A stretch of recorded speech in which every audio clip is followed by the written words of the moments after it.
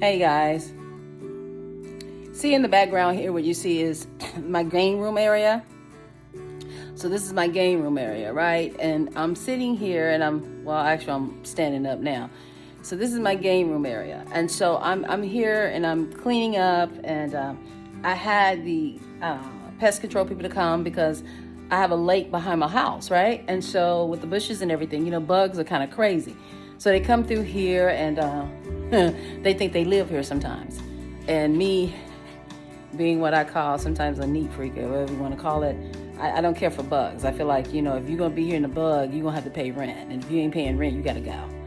But so funny, so when he came in, and the gentleman who's been awesome, he has had my account for like 2 years. And he came in yesterday and he came and sprayed. I said, you need to come in the house and spray, right? I'm going with some of this, so just bear with me.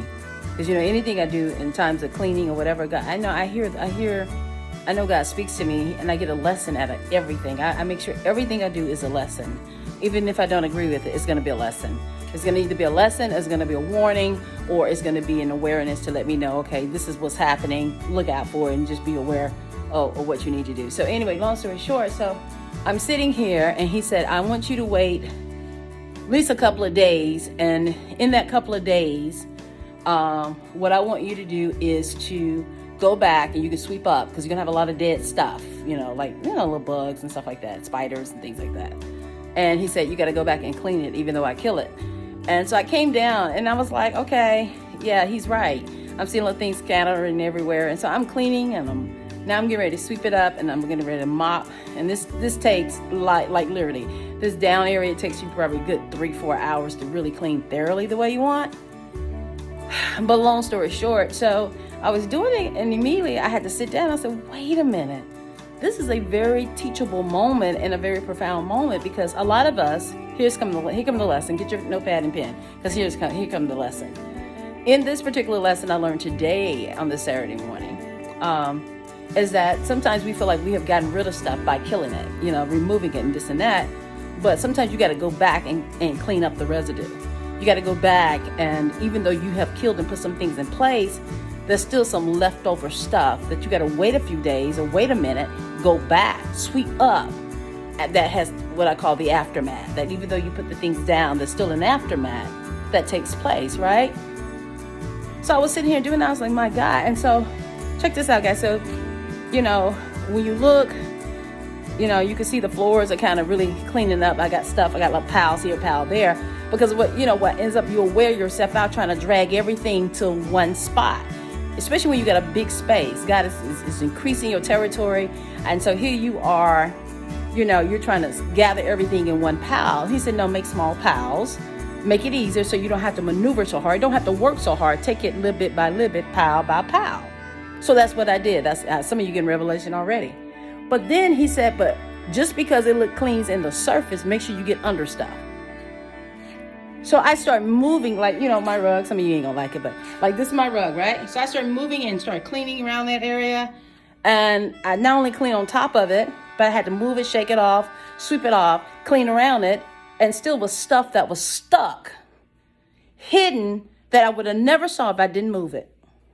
I would have never known that it was still there if I didn't move it. If I didn't lift the rug, I wouldn't have known it was under the rug. If I didn't shake the rug off completely, I wouldn't know it was stuck to the rug. And so I had to do that and then thoroughly clean it.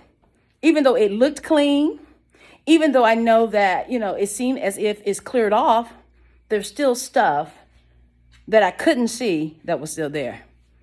So I just thought this was a teachable moment that, yeah, I know some of you say, I've disconnected and I don't do this no more. And, and I don't do this and I don't connect with that. That may be true, but you sometimes need to go back and still sweep up again. And there's some things you have left unturned that you got to turn it over and look at it and address it and then turn it back over and then clean it up. So a lot of people, and this goes for me, anybody, some of you have done stuff and you didn't clean up quite well. You didn't go back and make sure it was thoroughly cleaned and that the surface was clear. You just took the fact that I'm done with it, I'll move on, or I killed it, or I'm no longer part of that, or do that, or I broke away from that. And I'm talking about just not in relationships, but I'm talking about anything, any situation, anything.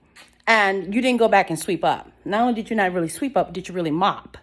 Because even though you have killed something, there's residue from the solution or the chemical that was put on that which you killed. But you got to clean everything up, like everything. So sometimes, and this is going to bless you as I close this out, and this teachable moment is that from a moral standpoint, from an intellectual standpoint, sometimes you could be in an atmosphere that you think is clear and is smooth, but it can be what I call odorless.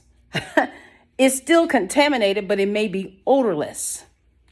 Something to think about. So go back thoroughly, clean up what you thought you've been done with, but make sure you have thoroughly cleaned it up. And the only way you're going to clean it up, you're going to have to address it. You're going to have to confront it. You're going to have to pick it up. You're going to have to touch it. Because sometimes some of us don't like confrontation. Some of us like not to go back and visit something that we really need to go and shut down. So we just let it linger there. But if you don't pick that rug up and you don't shake it, if you don't pick up that rug and turn it over, sweep it off, clean it, and sometimes even wash that rug, the residue is still there. Listen, this is Dr. Diane, the Deal Breaker, taking a moment on the inside of the ivory tusk just to tell you, guys, let's not only clean it up, but make sure you go back and shut it down. Peace. Till next time.